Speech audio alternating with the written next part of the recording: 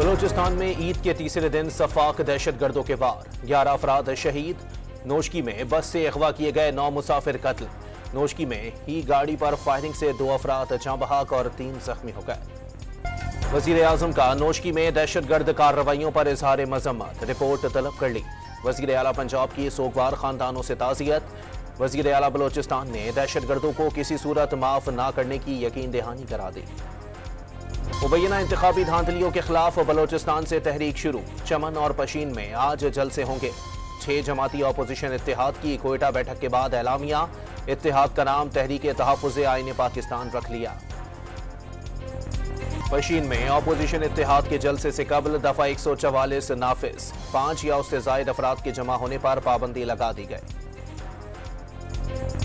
वजीर खजाना की सरबराही में पाकिस्तानी वफ्द आज अमरीका के दौरे पर रवाना होगा। IMF के सालाना इजलासों में शिरकत शेड्यूल। नए कर्ज प्रोग्राम पर बातचीत की दावत दी जाएगी। हैदराबाद में पेट्रोल पंप पर डकैती मज़ाहमत के दौरान फायरिंग से खातून जख्मी।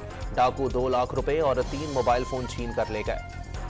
FIA ने मुल्तान से निकोटीन की भारी मिकदार स्मगल करने की कोशिश नाकाम बना दी। निकोटीन के 3000 पैकेट बरामद करके बैरून मुल्क जाने वाले मुसाफिर को गिरफ्तार कर लिया। ईद के तीसरे रोज भी इसराइली फौज की दहशतगर्दी, गजा में एक और रिहायशी इमारत को बमबारी से तबाह कर दिया।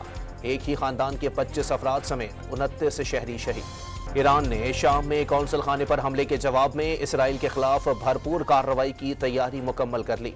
अमरीकी सदर जो बाइडन खुलकर सहूनी रियासत की हिमायत में सामने आ गए। इसराइल का दिफा अमरीका पर फर्ज करार दे दिया। और कराची में आज आंधी के साथ दरमियानी शिद्दत की बारिशों का इम्कान। मगरिबी हवाओं का सिस्टम पेशावर समेत खैबर पख्तूनख्वा में बारिश बरसाएगा।